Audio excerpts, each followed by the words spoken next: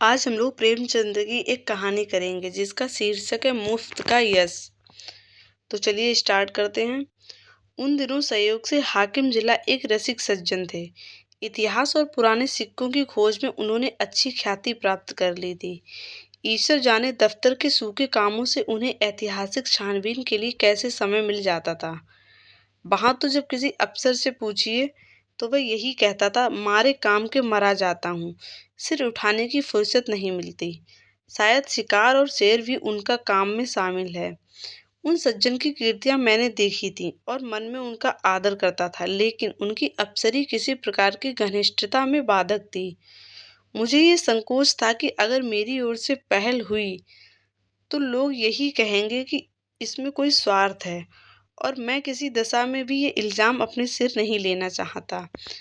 मैं तो हु- हुक्काम को दावतों और सार्वजनिक उत्सवों में न्योता देने का भी विरोधी हूँ।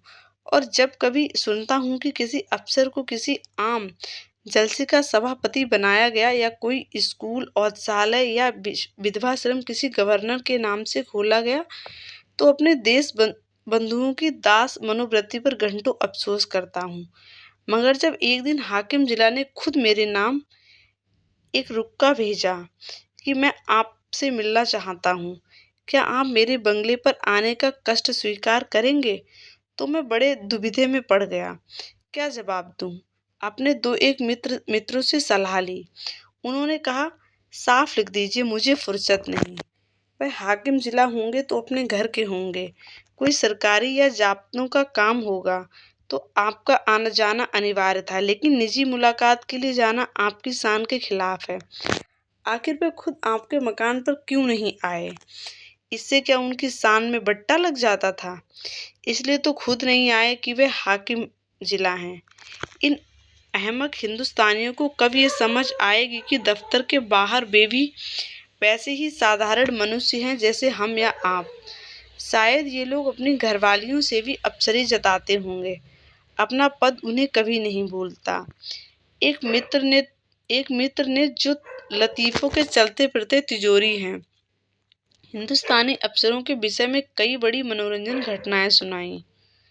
एक अफसर साहब ससुराल गए। शायद स्त्री को विदा कराना था, जैसे आम रिवाज है। ससुर जी ने पहले ही वादे पर लड़की को विदा करना उचित ना समझा। कहने लगे, बेटा इतने दिनों के बाद आई है, अभी कैसे विदा कर दूं? भला 6 महीने तो रहने दो। उधर धर्म पत्नी जी ने भी लाइन से संदेश कहला भेजा, अभी मैं नहीं जाना चाहती। आखिर माता पिता से भी तो मेरा कोई नाता है। कुछ तुम्हारे हाथ बिक थोड़े ही गई हूँ, कुछ तुम्हारे हाथ बिक तोड़ी गई हूँ। दामाद साहब अफसर थे, जामे से बाहर हो गए। तुरंत घोड़े पर बैठे और सदर की राह ली। दूसरे ही दिन ससुर जी पर सम्मन जारी करा दिया। बेचारा बूढ़ा आदमी तुरंत लड़की को साथ लेकर दामाद की सेवा में पहुंचा। तब जाके उसकी जान बची। ये लोग ऐसे मिथ्याभिमानी होते हैं। और फिर तुम्हें हाकिम जिला से लेना ही क्या? अगर तुम कोई विद्रोहात्मक गल्प व लेख लिखोगे तो फौरन गिरफ्तार कर लिए जाओगे। हाकिम जिला जरा भी मुरोबत ना करेंगे, कह देंगे ये गवर्नमेंट का हुक्म है, मैं क्या करूं? अपने लड़के के लिए कोई कानून गोई या नायब तहसीलदारी की लालसा तुम्हें है नहीं। व्यर्थ क्यों दौड़े जाओ? लेकिन मुझे मित्रों की यह सलाह पसंद ना आई। एक भला आदमी जब निमंत्रण देता है तो केवल इसलिए स्वीकार कर लेना कि हाकिम जिला ने भेजा है, मुटमर्दी है। बेशक हाकिम साहब मेरे घर आ जाते तो उनकी शान कम ना होती। उदार हृदय वाला आदमी बेतकल्लुफ चला आता, लेकिन भाई जिले की अफसरी बड़ी चीज है। और एक उपन्यासकार की हस्ती ही क्या। इंग्लैंड या अमेरिका में गल्फ लेखकों और उपन्यासकारों की मेज पर निमंत्रण होने में प्रधानमंत्री भी अपना गौरव समझेगा। हाकिम जिला की तो गिनती ही क्या। लेकिन यह भारतवर्ष है, जहाँ हर एक रईस के दरबार में कवि सम्राटों का जत्था रईस के कीर्ति गान के लिए जमा रहता है। और आज भी ताजपोशी में हमारे लेखक वृद्ध बिना बुलाए राजाओं की खिदमत में जाहिर होते हैं, कसीदे पेश करते हैं और इनाम के लिए हाथ पसारते हैं। तुम ऐसे कहाँ के बड़े वह हो जो हो कि हाकिम जिला तुम्हारे घर चला आए। जब तुम में इतनी अकड़ और तुनक मिजाजी है तो वह तो जिले का बादशाह है। अगर उसे कुछ अभिमान भी है तो उचित है। इसे उसकी कमजोरी कहो, बेहुदगी कहो, मूर्खता कहो, उजंडता कहो, फिर भी उचित है। देवता होना गर्व की बात है, लेकिन मनुष्य होना भी अपराध नहीं। मैं तो कहता हूँ ईश्वर को धन्यवाद दो कि हाकिम जिला तुम्हारे घर नहीं आए, वरना तुम्हारी कितनी बहद होती। उनके आदर सत्कार का सामान तुम्हारे पास कहाँ है?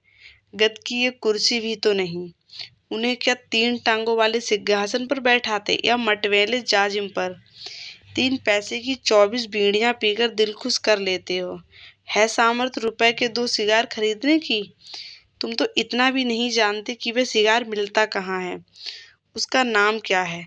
अपना भाग्य सराहो कि अफसर साहब तुम्हारे घर नहीं आए और तुम्हें बुला लिया। 4-5 रुपए बिगड़ जाते तो और लज्जित भी होना पड़ता। और कहीं तुम्हारे परम दुर्भाग्य और पापों के दंड स्वरूप उनकी धर्म पत्नी भी उनके साथ होती, तब तो तुम्हें धरती में समा जाने के सिवा और कोई ठिकाना ना था। तुम या तुम्हारी धर्म पत्नी उस महिला का सत्कार कर सकती थी। तुम्हारी तो घिग्गी बन जाती साहब, बदहवास हो जाते। वह तुम्हारे दीवान खाने तक ही न रहती जिसे जिसे तुमने गरीबा मऊ ढंग से सजा रखा है। वह तुम्हारी गरीबी अवश्य है, पर फूहड़पन नहीं। अंदर तो पग पग पर फूहड़पन के दृश्य नजर आते हैं। तुम अपने फटे पुराने तुम अपने फटे पुराने पहनकर और अपनी विपन्नता में मगन रहकर जिंदगी बसर कर सकते हो, लेकिन कोई भी आत्माभिमानी आदमी यह पसंद नहीं कर सकता कि उसकी दुरावस्था दूसरों के लिए विनोद की वस्तु बने। इन लेडीज साहबा के सामने तो तुम्हारी जबान बंद हो जाती। चुनांचे जैसे हाकिम जिला का निमंत्रण स्वीकार कर लिया, और यद्यपि उनके स्वभाव में कुछ अनावश्यक अप्सरी की शान थी, लेकिन उनके स्नेह और उदारता ने उसे यथासाध्य प्रकट न होने दिया। कम से कम उन्होंने मुझे शिकायत का कोई मौका ना दिया। अप्सराना प्रकृति को तब्दील करना उनकी शक्ति के बाहर था। मुझे इस प्रसंग का कोई महत्व देने की कोई बात भी ना थी। महत्व ना दिया। उन्होंने मुझे बुलाया, मैं चला गया, कुछ गपशप किया और लौट आया। किसी से इसका जिक्र करने की जरूरत ही क्या, मानो भाजी खरीदने बाजार गया था। लेकिन टोहियों ने जाने कैसे टोह लगा लिया। विशेष समुदायों में यह चर्चा होने लगी कि हाकिम जिला से मेरी बड़ी गहरी मैत्री है और वे मेरा बड़ा सम्मान करते हैं। अतिशयोक्ति ने मेरा सम्मान और भी बढ़ा दिया। यहाँ तक मशहूर हुआ कि मुझे सलाह लिए बगैर कोई फैसला या रिपोर्ट नहीं लिखते। कोई भी समझदार आदमी इस ख्याति से लाभ उठा सकता था। स्वार्थ में आदमी बावला हो जाता है, तिनके का सहारा ढूंढता फिरता है। ऐसे को विश्वास दिलाना कुछ मुश्किल ना था कि मेरे द्वारा उनका काम निकल सकता है, लेकिन मैं ऐसी बातों से घृणा करता हूँ।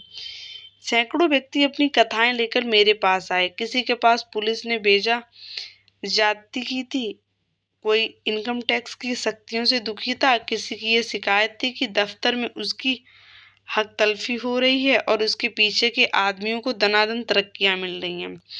उसका नंबर आता है तो कोई परवाह नहीं करता। इस तरह कोई ना कोई प्रसंग नित्य ही मेरे पास आने लगा, लेकिन मेरे पास उन सबके लिए ही जवाब था, मुझे कोई मतलब नहीं। एक दिन मैं अपने कमरे में बैठा था कि मेरे बचपन के एक सहपाठी मित्र आ टपके। हम दोनों एक ही मकतब में पढ़ने जाया करते थे। कोई 45 साल की पुरानी बात है। मेरी उम्र 19 साल से अधिक ना थी, वह भी लगभग इसी उम्र के रहे होंगे, लेकिन मुझे कहीं बलवान और हष्ट पुष्ट। मैं जहीन था, मैं निरे कौदन। मौलवी साहब उनसे हार गए थे और उन्हें सबक पढ़ाने का भार मुझ पर डाल दिया था। अपने से दुगने व्यक्ति को पढ़ाना मैं अपने लिए गौरव की बात समझता था और खूब मन लगाकर पढ़ाता था। फल ये हुआ कि मौलवी साहब की छड़ी जहाँ असफल रही, वहाँ मेरा प्रेम सफल हो गया। बलदेव चल निकला, खालिकवारी तक जा पहुँचा, मगर इस बीच में मौलवी साहब का स्वर्गवास हो गया और वह शाखा टूट गई। उनके छात्र भी इधर उधर हो गए। तब से बलदेव को मैंने केवल 2-3 बार रास्ते में देखा। मैं अब भी वही सिंकिया पहलवान हूँ और वह अब भी भीम का है। राम राम हुई, क्षेम कुशल पूछा और अपनी अपनी राह चले गए। मैंने उनसे हाथ मिलाते हुए कहा, आओ भाई बलदेव, मजे में तो हो? कैसे याद किया? क्या करते हो आजकल? बलदेव ने व्यथित कंठ से कहा, जिंदगी के दिन पूरे कर रहे हैं भाई, और क्या। तुमसे मिलने की बहुत दिनों से इच्छा थी। याद करो वह मकतब वाली बात, जब तुम मुझे पढ़ाया करते थे। तुम्हारी बदौलत 4 अक्षर पढ़ गया और अपनी जिम्मेदारी का काम संभाल लेता हूँ, नहीं तो मूर्ख ही बना रहता। तुम मेरे गुरु हो भाई, सच कहता हूँ। मुझ जैसे गधे को पढ़ाना तुम्हारा ही काम था। ना जाने क्या बात थी कि मौलवी साहब से सबक पढ़कर अपनी जगह पर नहीं आया नहीं कि बिल्कुल साफ। तुम जो पढ़ाते थे वह बिना याद किए ही याद हो जाता था। तुम तो बड़े जहीन थे। ये कहकर उन्होंने मुझे सगर्व नेत्रों से देखा। मैं बचपन के साथियों को देखकर फूल उठता हूँ। सजल नेत्र होकर बोला, मैं तो जब तुम्हें देखता हूँ तो यही जी में आता है कि दौड़कर गले लिपट जाऊं। 45 वर्ष का युग मानो बिल्कुल गायब हो गया। वह मकतब आंखों के सामने फिरने लगा और बचपन सारी मनोहरताओं के साथ ताजा हो गया। बलदेव ने भी द्रवित कंठ से उत्तर दिया, मैंने तो भाई तुम्हें सदैव अपना इष्टदेव समझा। जब तुम्हें देखता हूँ तो छाती गज भर की हो जाती है कि वह मेरा बचपन का संगी जा रहा है, जो समय आ पड़ने पर कभी दगा ना देगा। तुम्हारी बढ़ाई सुन सुनकर मन ही मन प्रसन्न हो जाता हूँ। लेकिन यह बताओ, क्या तुम्हें खाना नहीं मिलता? कुछ खाते पीते क्यों नहीं? सूखते क्यों जाते हो? घी ना मिलता हो तो 2-4 कनस्टर भिजवा दूं? अब तुम भी बूढ़े हुए, खूब डटकर खाया करो। अब तो देह में कुछ तेज और बल है, वह केवल भोजन के अधीन है। मैं तो अब भी शेर भर दूध और पाव भर घी उड़ाए जाता हूँ। इधर थोड़ा मक्खन भी खाने लगा हूँ। जिंदगी भर बाल बच्चों के लिए मर मिटे। अब कोई यह भी नहीं पूछता कि तुम्हारी तबीयत कैसी है। अगर आज कंधा डाल दूं तो कोई एक लोटे पानी को ना पूछे। इसलिए खूब खाता हूँ और सबसे ज्यादा काम करता हूँ। घर पर अपना रौब बना हुआ है। वही जो तुम्हारा जेठ लड़का है, उस पर पुलिस ने एक झूठा मुकदमा चला दिया। जवानी के मद में किसी से को कुछ समझता नहीं है, भी कुछ खासा पहलवान। दरोगा जी से एक बार कुछ कहा सुनी हो गई, तब से घात में लगे हुए थे। इधर गांव में एक डांका पड़ गया। दरोगा जी ने तहकीकात में उसे भी फांस लिया। आज 1 सप्ताह से हिरासत में है।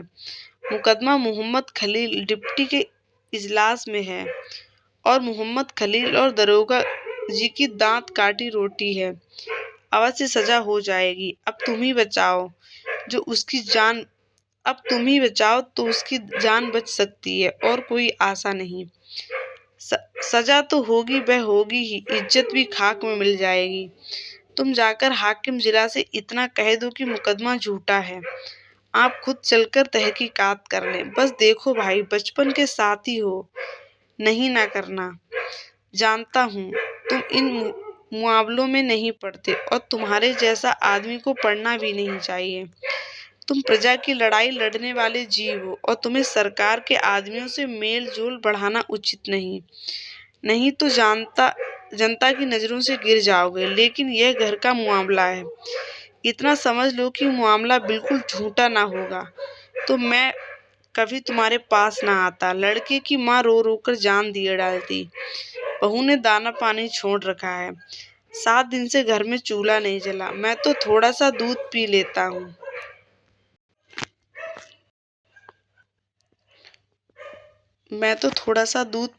हूँ, लेकिन दोनों सास बहू तो निराहार पड़ी हैं। अगर बच्चा को सजा हो गई तो दोनों मर जाएंगी। मैंने यही कहकर उन्हें ढाढ़स दिया है, जब तक हमारा छोटा भाई सलामत है कोई हमारा बाल बांका नहीं कर सकता। तुम्हारी भाभी ने तुम्हारी एक पुस्तक पढ़ी है। वह तो तुम्हें देवतुल्य समझती हैं, और जब कोई बात होती है तुम्हारी नज़ीर देकर मुझे लज्जित करती हैं। मैं भी साफ कह देता हूँ, मैं उस छोकरों की सी बुद्धि कहाँ से लाऊं। तुम्हें उसकी नज़रों से गिराने के लिए तुम्हें छोकरा, मरियल सभी कुछ कहता हूँ, पर तुम्हारे सामने मेरा रंग नहीं जमता। मैं बड़े संकट में पड़ गया। मेरी ओर से जितनी आपत्तियां हो सकती थी उन सबका जवाब बलदेव सिंह ने पहले ही दे दिया था। इनको फिर दोहराना व्यर्थ था। उनके सिवा कोई जवाब न सूझा कि मैं जाकर साहब से कहूँगा। हाँ, इतना मैंने अपनी तरफ से और बढ़ा दिया कि मुझे आशा नहीं कि मेरे कहने का विशेष ख्याल किया जाए, क्योंकि सरकारी मुआवलों में हुक्काम हमेशा मातहतों का पक्ष लिया करते हैं। बलदेव सिंह ने प्रसन्न होकर कहा, इसकी चिंता नहीं, तकदीर में जो लिखा है वह तो होगा ही, बस तुम जाकर कह भर दो। अच्छी बात है, तो कल जाओगे? हाँ, अवश्य जाऊंगा। ये जरूर कहना कि आप चलकर तहकीकात कर लें। हाँ, ये जरूर कहूँगा। और यह भी कह देना कि बलदेव सिंह मेरा भाई है। झूठ बोलने के लिए मुझे मजबूर ना करो। तुम मेरे भाई नहीं हो, मैं तो हमेशा तुम्हें अपना भाई समझा है। अच्छा, ये भी कह दूंगा। बलदेव सिंह को विदा करके मैंने अपना लेख समाप्त किया और आराम से भोजन करके लेटा। मैंने उससे गला छुड़ाने के लिए झूठा वादा कर दिया। मेरा इरादा हाकिम जिला से कुछ कहने का नहीं था। मैंने पेशबंदी के तौर पर पहले ही जता दिया था कि हुक्काम आम तौर पर पुलिस के मुआवलों में दखल नहीं देते, इसलिए सजा हो भी गई तो मुझे ये कहने की काफ़ी गुंजाइश थी कि साहब ने मेरी बात स्वीकार नहीं की।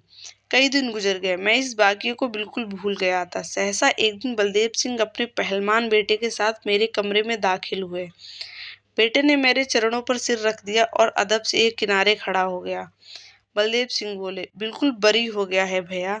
साहब ने दरोगा को बुलाकर खूब डांटा।